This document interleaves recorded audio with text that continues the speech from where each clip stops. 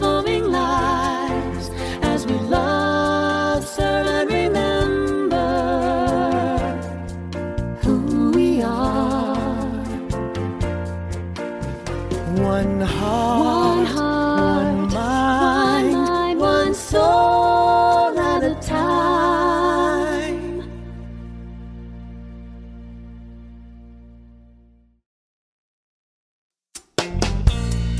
Hello, we are Soul Light Connection. We are the core of the music ministry here at Spiritual Life Center.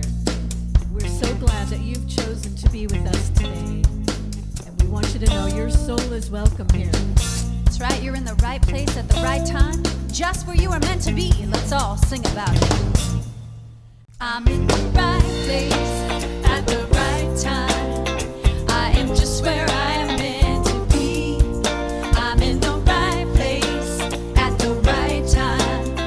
I am just where I am meant to be. In the right place, I'm in the right place at the right time. I am just where I am meant to be. I'm in the right place at the right time. I am just where I am meant to be. Oh my soul is welcome here. Oh my soul is welcome here. I am getting the message loud and clear. My soul is welcome here. My soul is welcome. My soul is welcome. My soul is welcome here. I'm in the right place at the right time. I am just where I am meant to be. I'm in the right place at the right time. I am just where I am meant to be. Oh my soul is welcome here. Oh my soul is welcome here. I am getting the message loud and clear. My soul is welcome. Oh my soul is welcome. Oh my soul is welcome here. Oh my soul is welcome here. I am getting the message loud and clear. My soul is welcome here. I'm getting the message. I am getting the message loud and clear. My soul is welcome here. My soul is welcome here. My soul is welcome here. My soul is welcome here. My soul is welcome here. My soul is welcome here. My soul is welcome here. My soul is welcome here. Your soul is welcome. I am getting the message loud and clear. My soul is welcome here.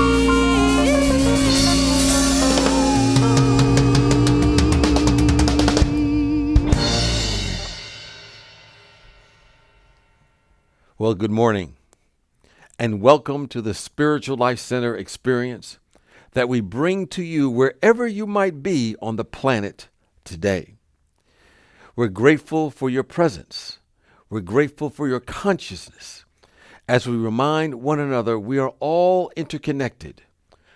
We are one in the Spirit. We have people across the planet who view our services. So each week, I acknowledge at least one of the places outside the United States where people tune in to our program. And so today, I'd like to acknowledge our friends in Singapore. Thank you for connecting with us, and know that you are blessed and a wonderful blessing to our planet. At this time, let's take a few moments to commune with the presence of pure spirit. And we do so in prayer, which is the language of spirit, and gives us an opportunity to affirm the realization of that oneness we talked about, that we all experience with each of us across the planet, as well as the presence of God itself.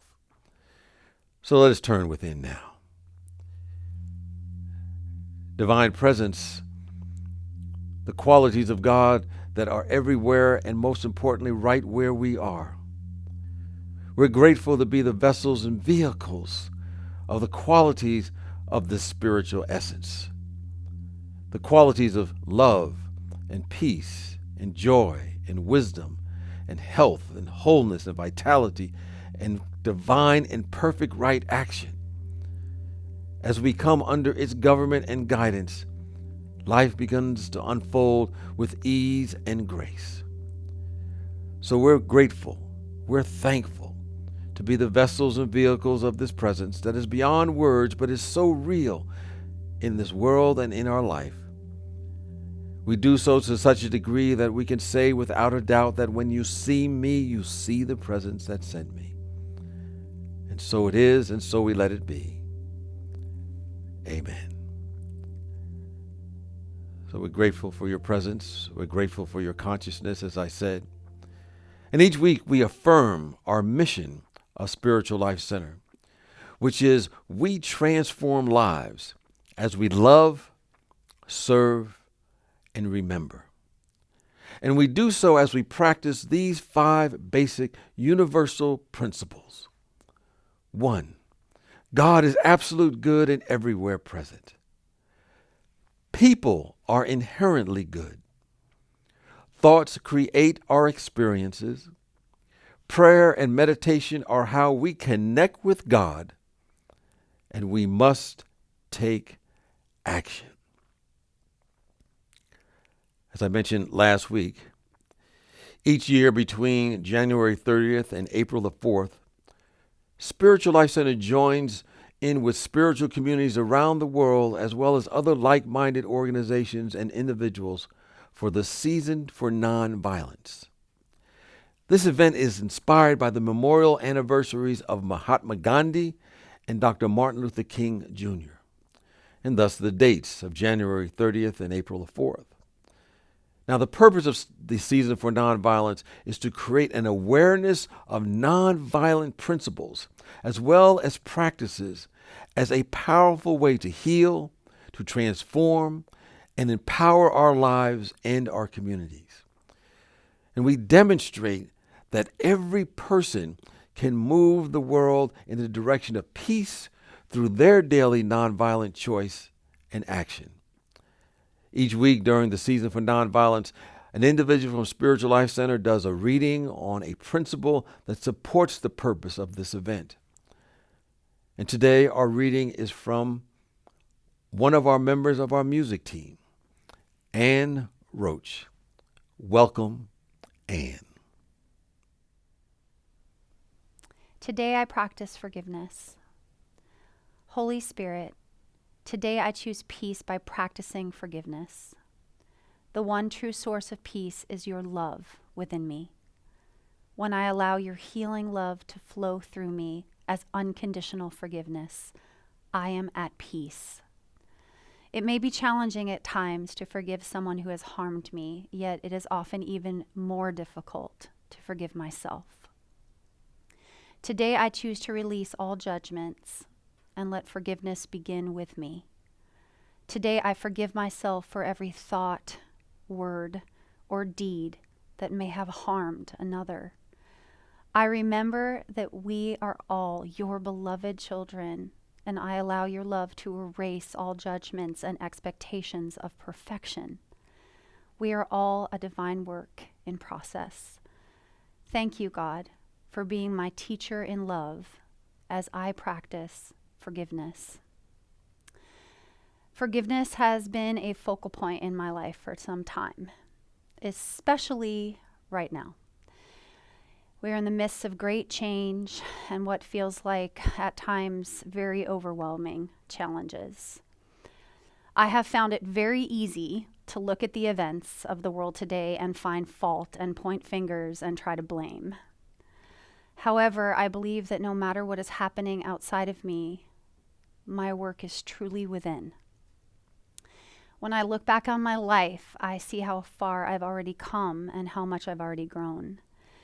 I was once very afraid to set boundaries, to ask for what I needed.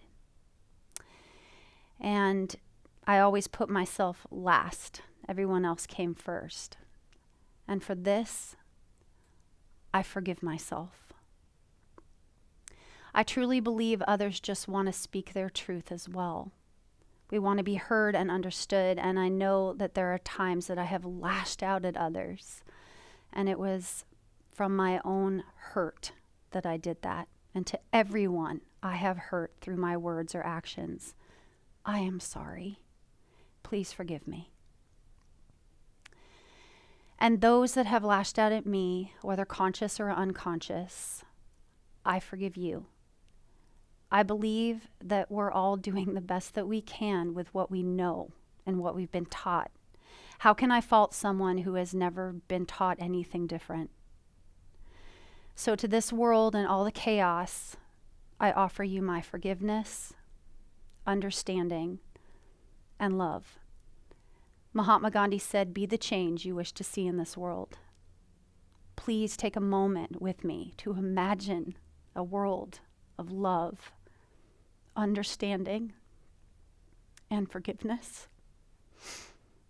Holy Spirit, today, I choose peace by practicing forgiveness.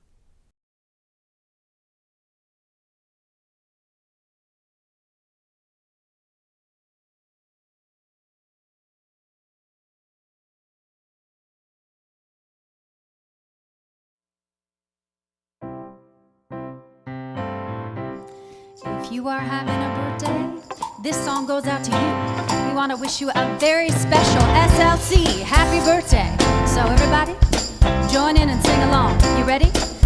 Happy, happy birthday to you. Happy birthday to you. Happy birthday. Happy birthday.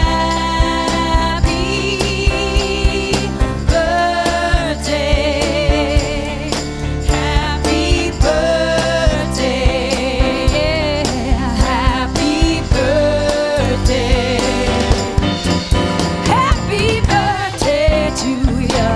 Happy birthday to you. Happy birthday. Happy birthday to you.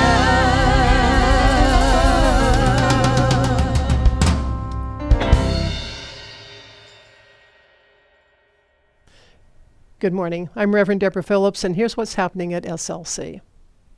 On Discovering Spirit Within this week, we asked the question, is it possible to visualize a past event and then walk through it in a different way to change the outcome?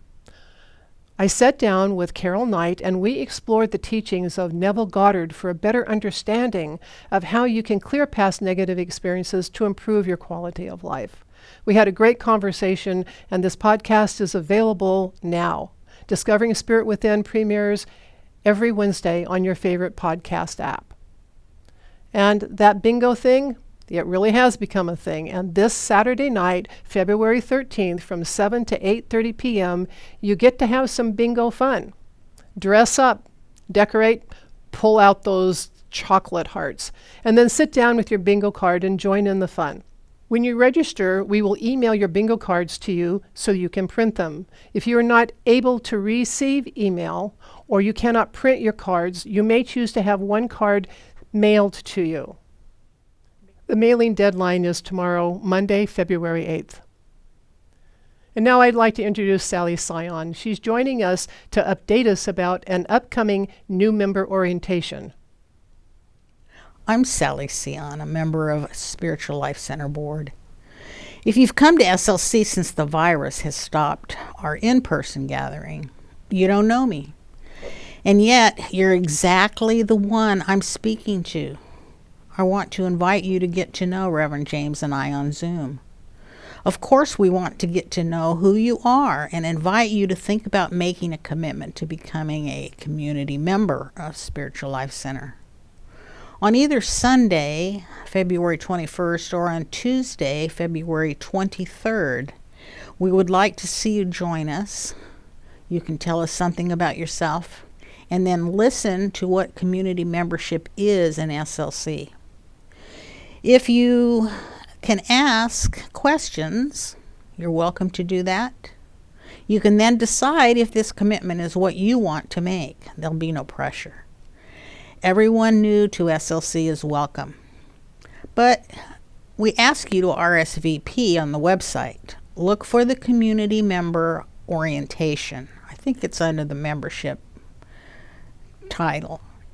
So we can keep the group small enough that everyone has a person to get recognized and talk. If you're from Kentucky or Kenya or just around the corner, it's all okay. We love you and we invite you to join us. If you are a new attendee at SLC, Aunt Sally wants to hear from you. And thank you, Sally. We look forward to greeting our newcomers. Each month, we have a new community giving partner. For February, it is Elk Grove Heart, and Denise Holmes is here to introduce our recipient. Good morning, SLC family. A few years ago, one of our generous members, Greg Volm, headed up a team who would cook and feed the homeless once a month at Pioneer Church downtown near Sutter's Fort.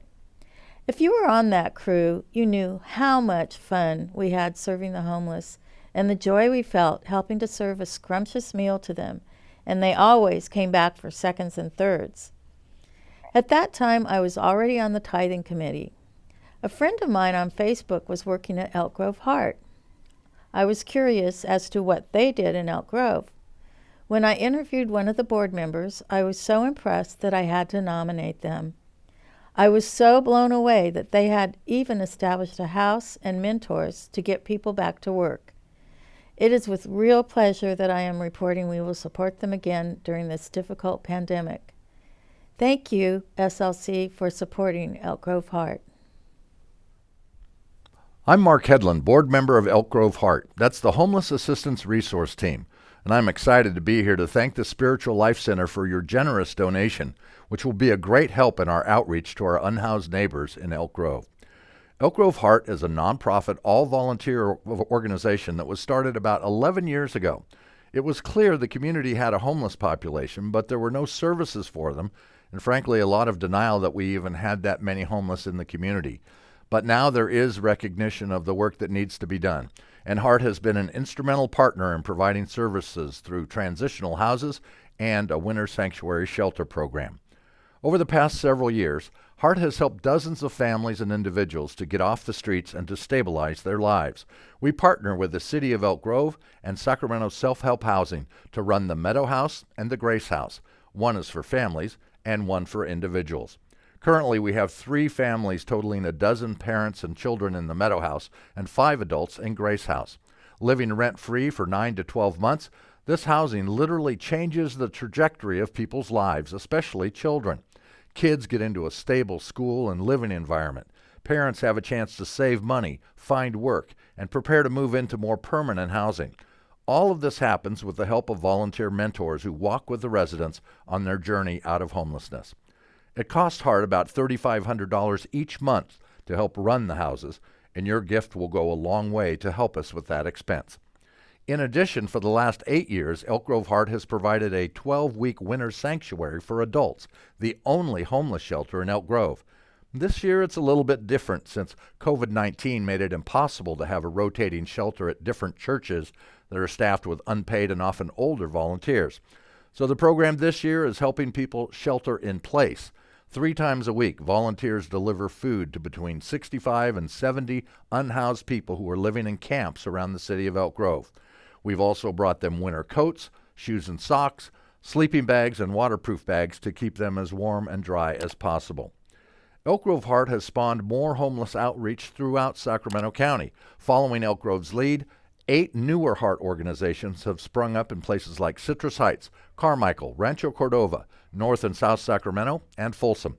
In addition, our outreach has had an ecumenical impact, bringing together people of different churches and different faiths to serve those in need. So, as your donation helps us provide those services, it also helps raise awareness of the issue and fosters a continued coordinated effort in our outreach. For all of this, we at Elk Grove Heart give you our heartfelt thanks.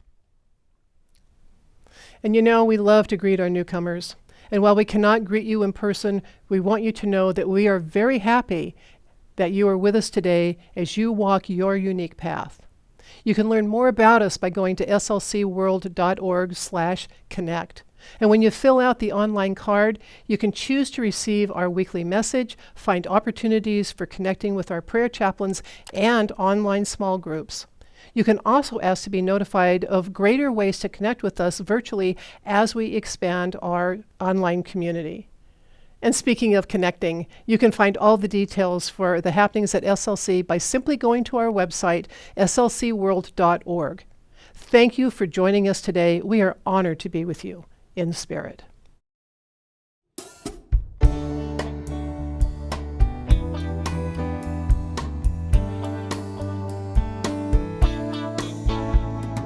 Living my life from the inside out, moving toward my dreams, turning away all my fears and doubts. This world of lack is not what it seems. It's no secret, there's a universal truth. The life that we are living is the life that we choose. And faith is the key to the kingdom of power within me. I see it, believe it, and now I can achieve it. Love moves in me and transforms every fear into courage. I feel it, I know it, and every day I show it. Yes, I will. I'm giving way to the divine flow, attracting all I need. With grateful heart now for this I know, it's there abundantly. It's no miracle, it's very clear to see. God can do nothing for me that isn't done through me. I know that faith is the key to the kingdom of power within me. I see it, believe it, and now I can achieve it. Love moves in me and transforms every fear into courage. I feel it, I know it, and every day I show it. Faith is the key to the kingdom of power within me. I see it, believe it, and now I can achieve it. Love moves in me and transforms every fear into courage. I feel it, I know it, and every day I show it. Yes, I will. Love moves in me, love moves in me. Faith is the key, faith is the key. Love moves in me, love moves in me. Faith is the key, faith is the key.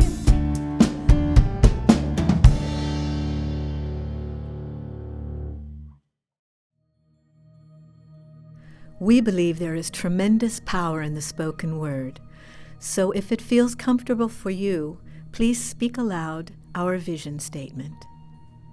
Spiritual Life Center is a loving, vibrant family that welcomes home all people and accepts everyone, no exceptions, weaving ancient spiritual traditions with emerging wisdom.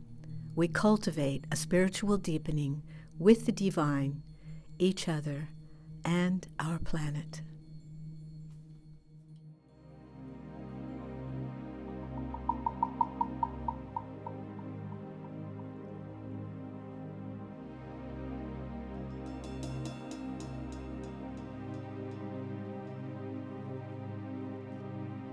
You are the heart, you are the hands, you are the voice of spirit on earth,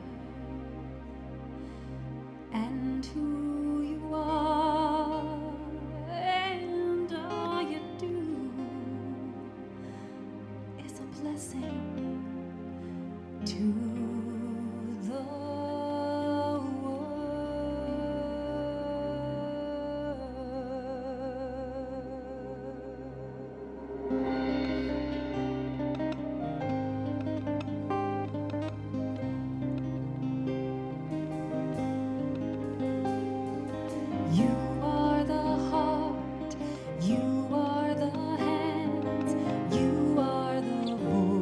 voice of spirit on earth, and who you are and all you do is a blessing to the world.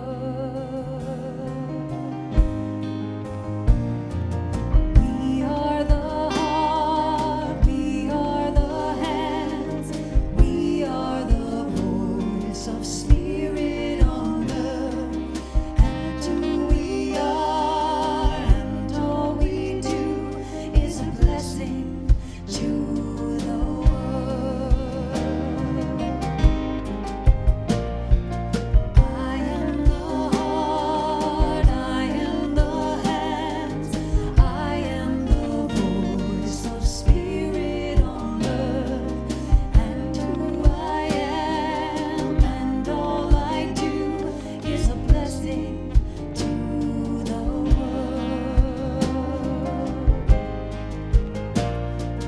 I am the heart, I am the hands, I am the heart, I am the hands. You are the heart, you are the hands, you are the heart, you are the hands. We are the heart, we are the hands, we are the heart, we are the hands, and a blessing to the world. We're a blessing to the world.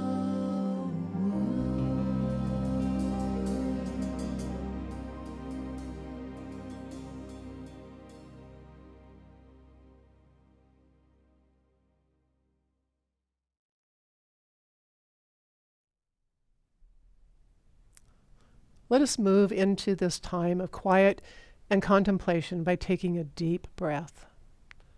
Inhale slowly. Exhale even more slowly. Calm your mind. Calm your body. With each breath, release any tensions or concerns and begin to relax very deeply into your chair.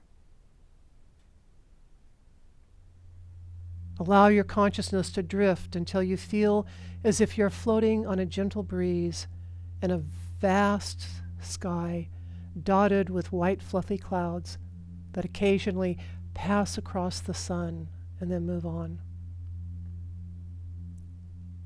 It is quiet and it is very restful to simply drift along with the clouds.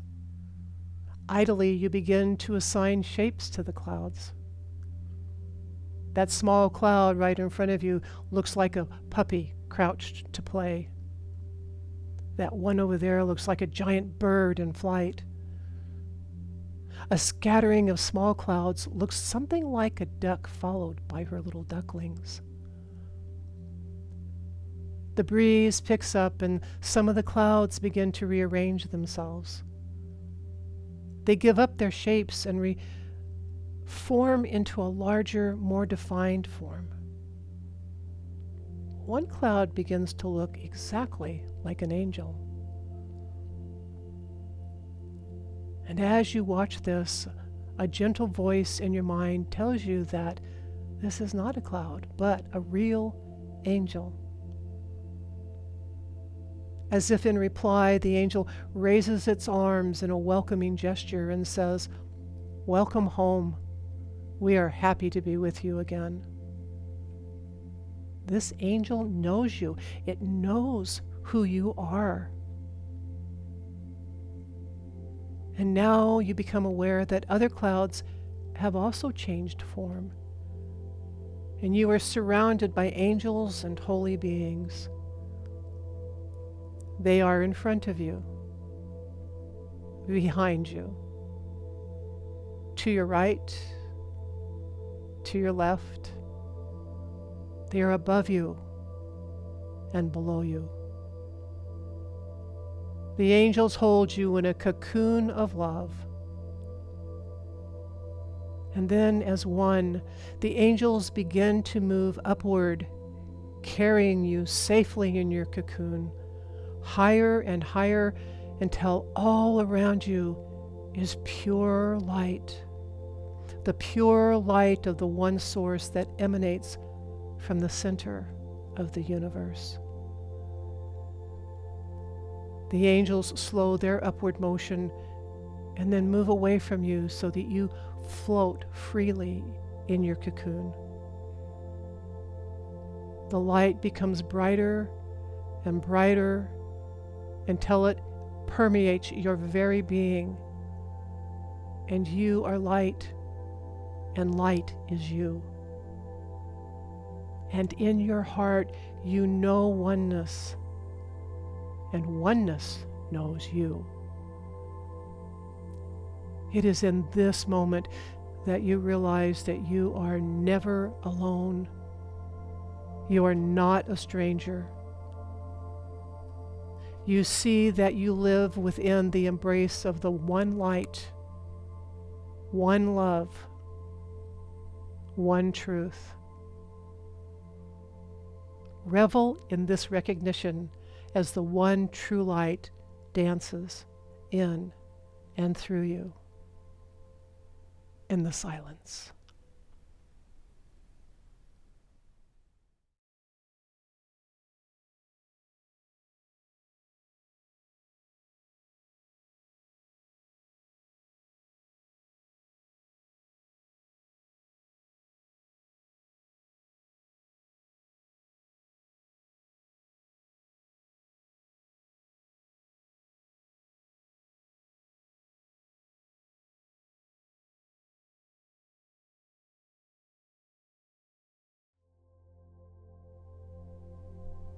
The angels gather around you and gently bring you back to your physical body.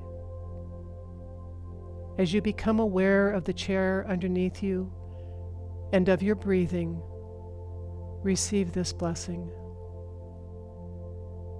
O my beloved, it is written in the book of Isaiah, "See, I have written your name on the palms of my hands." You are a holy being, and holy always recognizes holy. You are known. You are loved. You are never alone. Remember this always.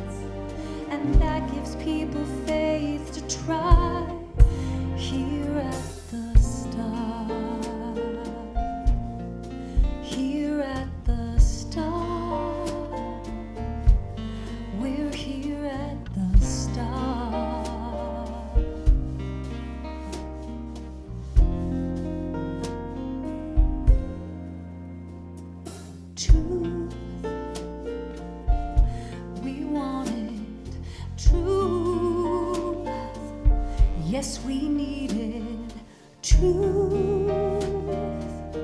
We can take it. All we've got to do is say the truth and peace. We all wanted peace. We really need it now. Peace. We can finally have it. All we've got to do is believe in peace. Well, it takes faith to try. When we try, it happens. And the more it happens, the more we believe. When we believe it's real, then it's real in our hearts. And that gives people faith to try. Here at the start, we just need to give a little love. Here at the start, we just need to show a little trust. Here at the start, that's the truth. We just need to believe in peace. Here at the start.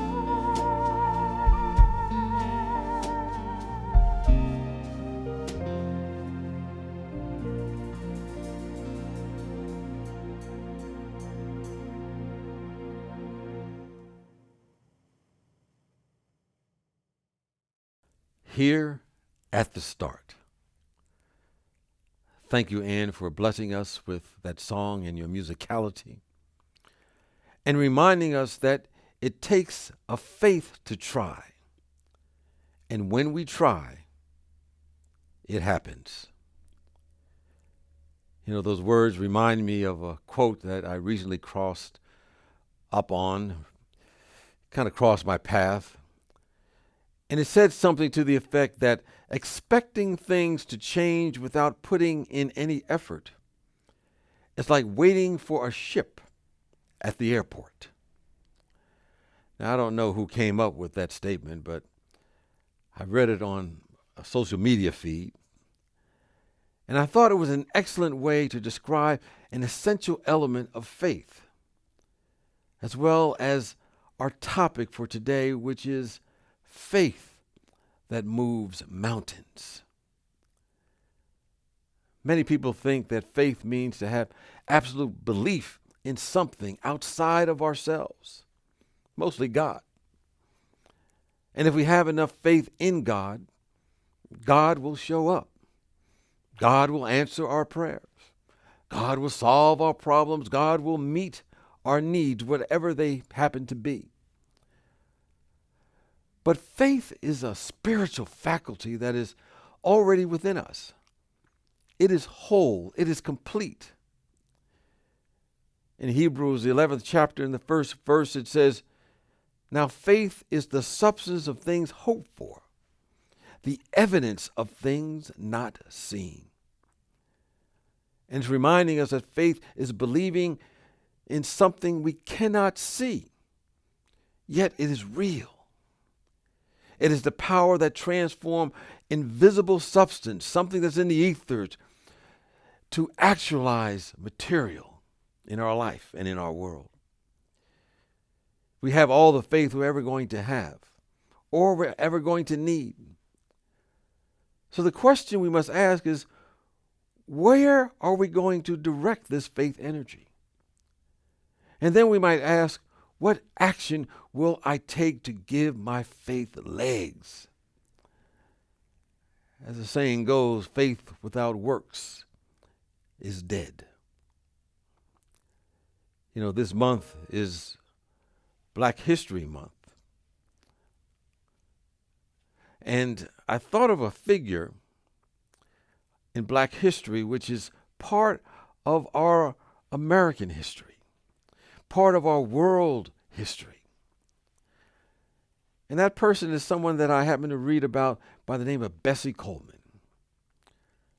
Now, Bessie Coleman was born in January of 1892 in a place called Atlanta, Texas. I didn't know they had an Atlanta in Texas, but she was born in Atlanta, Texas.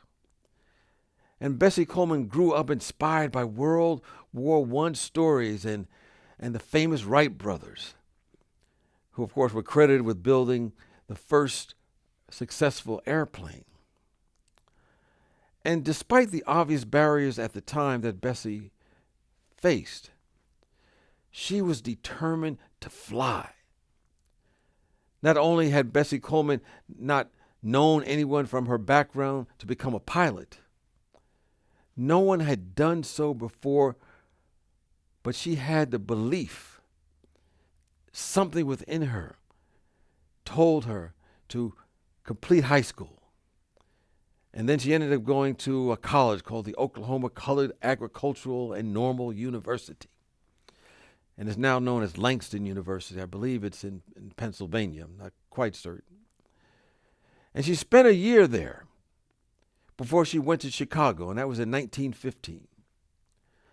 And Bessie Coleman was rejected from American aviation schools because of the color of her skin and because of her gender. And someone said she should attend an international aviation school in France. So she spent all of her savings learning French, and she headed to Paris. And this was in 1920, several years later. And she said, "I knew we had no aviators that looked like me," she said. "Neither men nor women. And I knew the race needed to be represented along the most important line. So I thought it was my duty to risk my life to learn aviation and to encourage flying among men and women of my background." And so she famously said this in Paris. And so she spent 7 months learning how to fly. And at the end of this time, she was rewarded with an international pilot's license by the Federation in France. And upon returning to the United States, Bessie Coleman became known for her extraordinary stunts. And she was actually dubbed and named Queen Bess. She continued to face restrictions in the United States and spoke of the difficulties that she endured.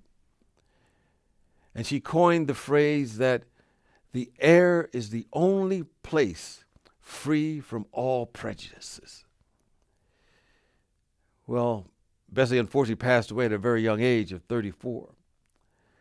But she did so doing something that she loved. She was rehearsing for an air show.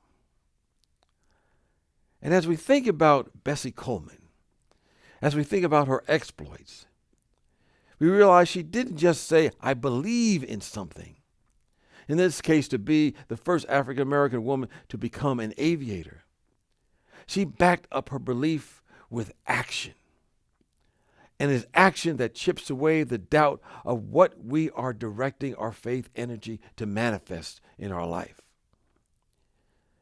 St. Francis of Assisi, in his prayer, "Make me an instrument," states in one of his lines, "Where there is doubt, we are to sow faith." Faith implies empowering that faith with our action, giving it energy, and knowing that the Spirit of the living God will support us along the way. You know, we're talking about having the faith and conviction and action of a Harriet Tubman, who led the Underground Railroad during the slavery and escorted individuals into their own freedom. You know, at one point there's a story in which she was highly sought after for all the things that she was doing, which at the time was illegal. And apparently the authorities had a picture of her. And they had things written about her as they were looking for her. And one of the things they said was they described her and said that she was illiterate, that she could not read, and all these other things about her. So Harriet Tubman was on the train. And she saw the authorities coming down the aisle, so she picked up a newspaper and began to read it. So when the officers went on the train to look for her, they knew she could not read. So when they saw this woman reading a newspaper, they knew it wasn't her. So they went on their way and left the train. You know, later on, Harriet Tubman recounted that when they came on the train, she connected with God. And all she could think about was, God, please let this paper be right side up. And even if it wasn't right side up, they probably saw it right side up, because there was a corresponding something to her faith that gave her refuge, gave her help in her times of trouble. She went on to continue her adventure in faith and made a great impact on the history in this country. You know, Charles Fillmore, the co-founder of Unity, said that faith is the perceiving power of mind linked with the ability to shape substance. And basically it means this: we have the ability to shape the invisible through use of our faith faculty. Understand, faith has nothing to do with how things or how the world looks like right now, because genuine faith comes from the realm of the invisible. So nothing in the visible world can give us faith, because we've already got it. Faith is about becoming sensitive to a realm that we cannot see. With our eyes, we cannot see it. With our senses, we cannot hear it with our ears. We must surrender to the belief in this faith faculty that we have. See it with the heart and put all of our belief in it.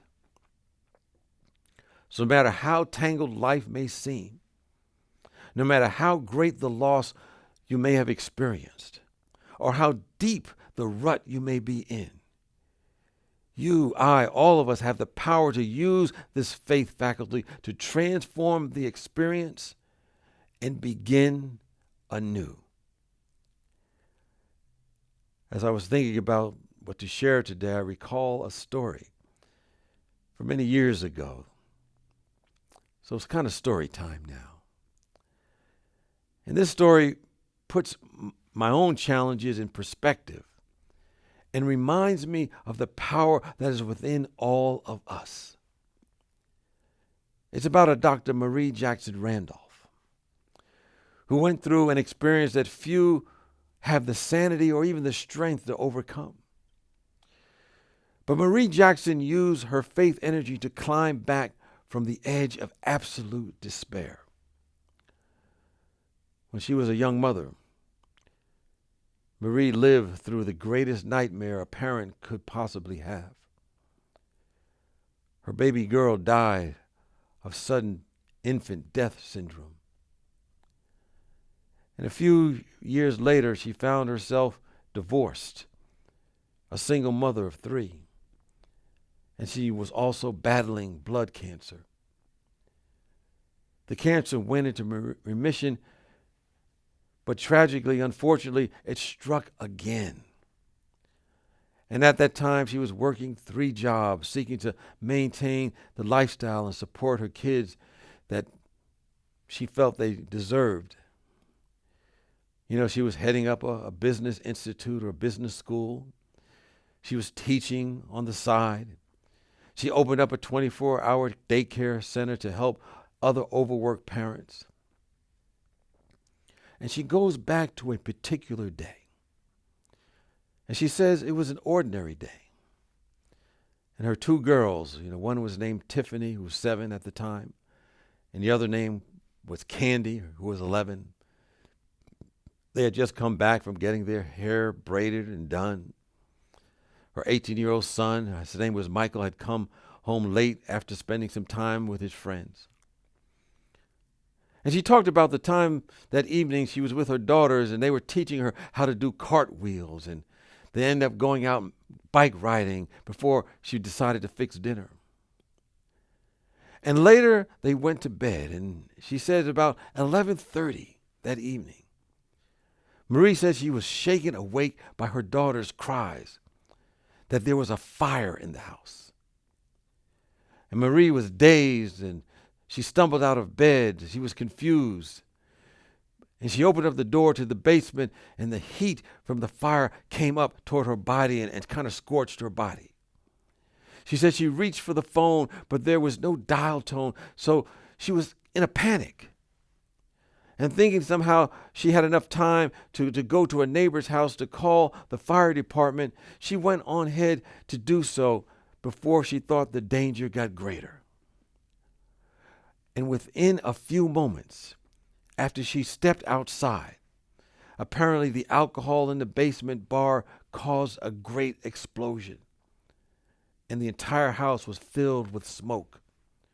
Her children were trapped. She didn't know how much time had passed before she recognized and watched in absolute horror as two of her children, Tiffany and Michael's bodies, were carried out the house, and their faces were covered with sheets. Later, her other child, Candy, died in the hospital. And Marie recalled that was the day that the earth in her life came to a standstill. She said the nurses had to tie her to the bed. Her former husband accused her of killing their children. The media lambasted her and called her negligent. And she said somehow, some way, she doesn't know how she did it, she lived through the children's funerals. But after that, there were breakdowns. She had hospitalizations. She had several suicide attempts. Her cancer flared up again. She refused chemotherapy. Maria wanted to die, but she didn't. And she said one day she finally got up and used her faith faculty that she knew she had to try to see a new future for herself. She said, in looking back, she said she realized that despite losing everything, something within her said there was something important for her to do. She said she did acknowledge that she questioned God, she challenged God, she cursed God, she questioned the universe as to how something like this could happen.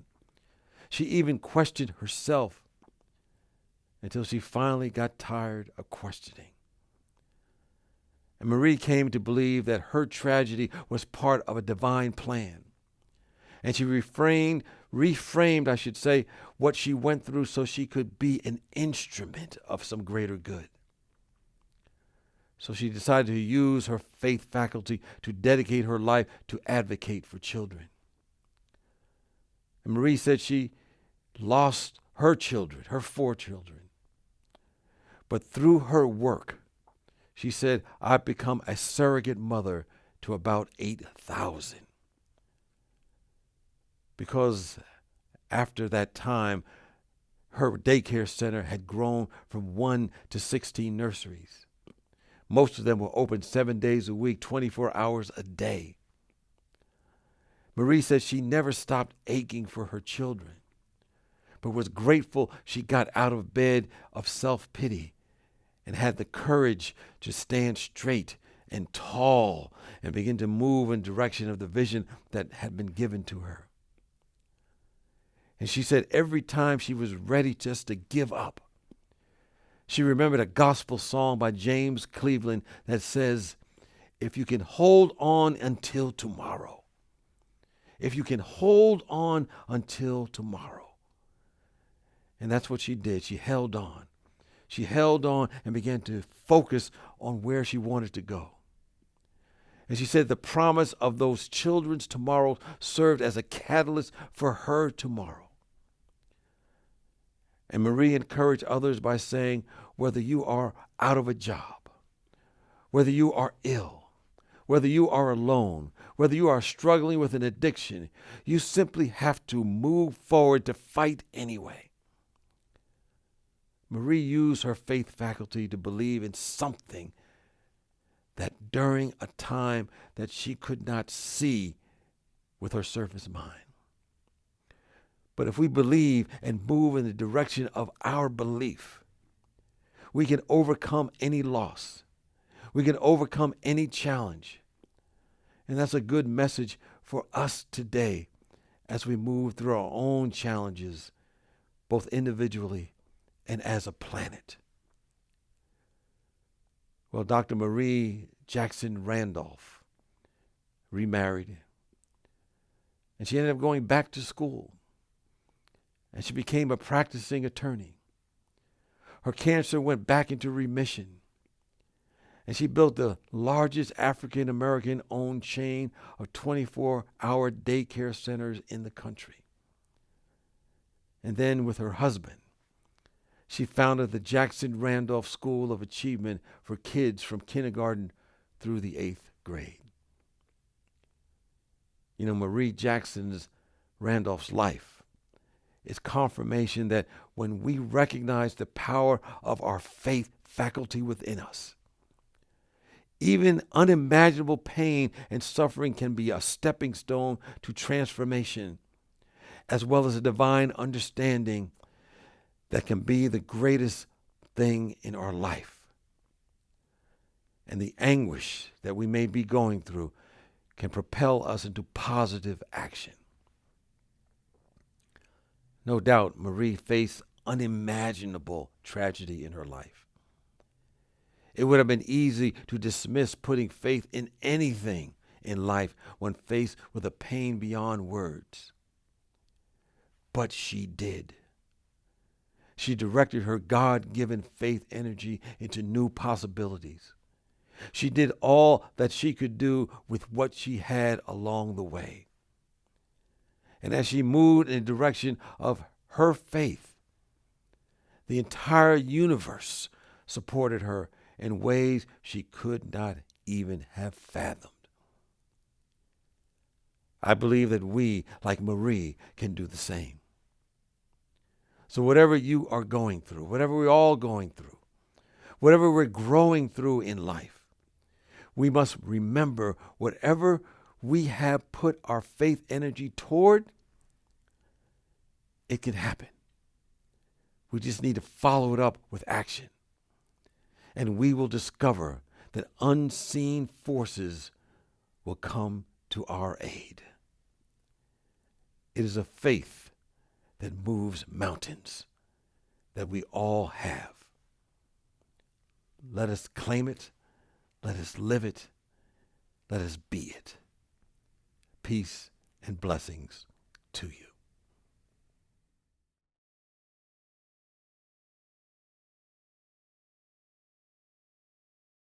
Well, thank you for being part of our service today, in which we were reminded that we are all going to have the faith we will ever have in our life. We just have to decide where we will direct this faith power that is within each and every one of us. Next Sunday, my talk is I Am Beyond Personality.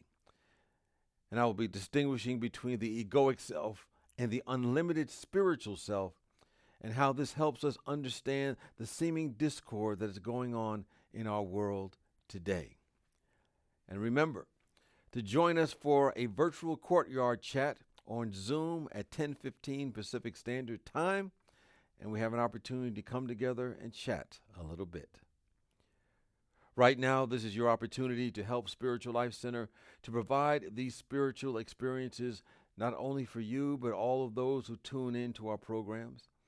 And not just what we do on Sunday, but our weekly podcasts, our prayer and meditation classes, as well as upcoming transformational experiences that take place throughout the week. So I invite you to support Spiritual Life Center with your donation and to give what you can. It makes a difference and is very much appreciated. You can give by texting SLC Love to 44321. That's SLC Love to 44321. Or go to our website, slcworld.org. You can click the Donate tab and give in other ways, including by mail. And now I invite you to join in energetically, or you can actually speak it aloud, our offertory blessing. Divine love, as me, blesses and multiplies all that I am, all that I have, and all that I circulate. Thank you, God.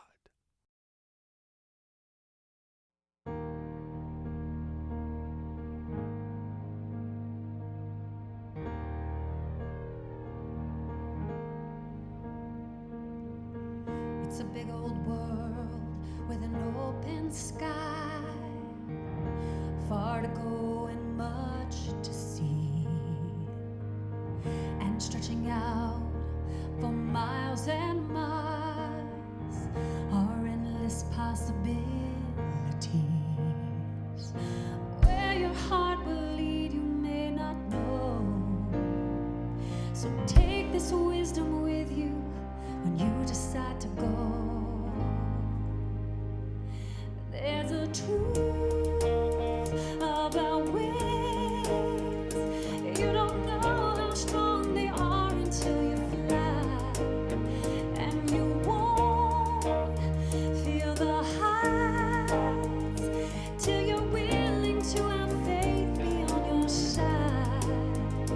When you find them, you can do anything. That's the truth about wings.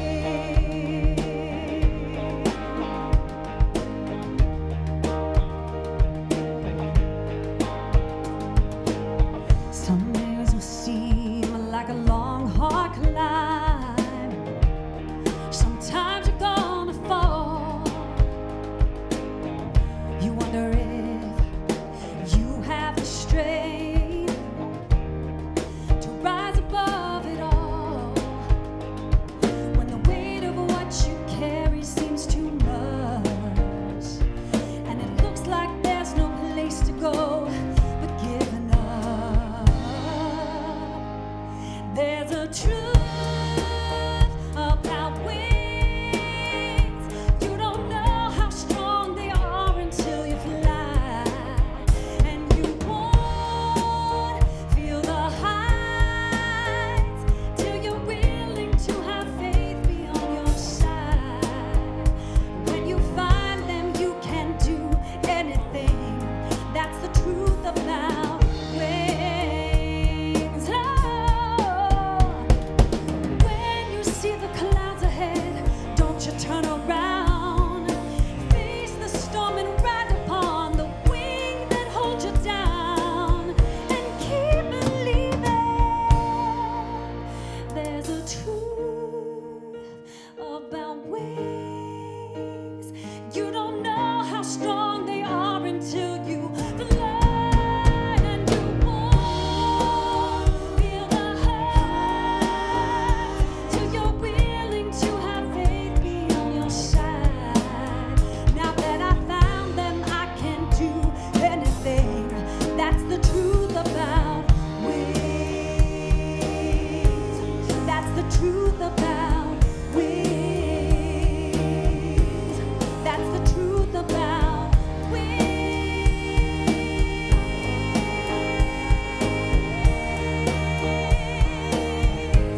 That's the truth about wings.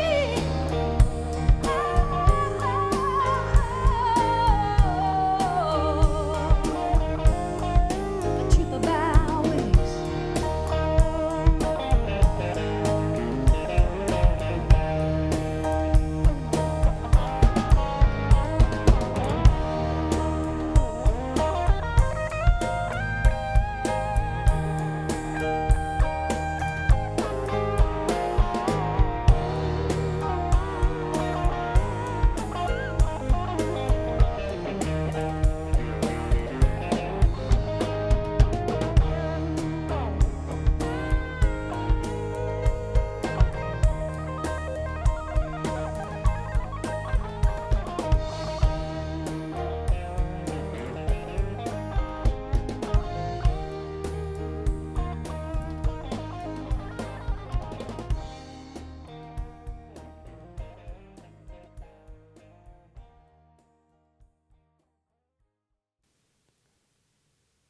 And now, let us join together and say our prayer for protection. The light of God surrounds us. I am the light of God. The love of God enfolds us. I am the love of God. The power of God protects us. I am the power of God. The presence of God watches over us. I am the presence of God. Wherever we are, God is, I am, and all is well.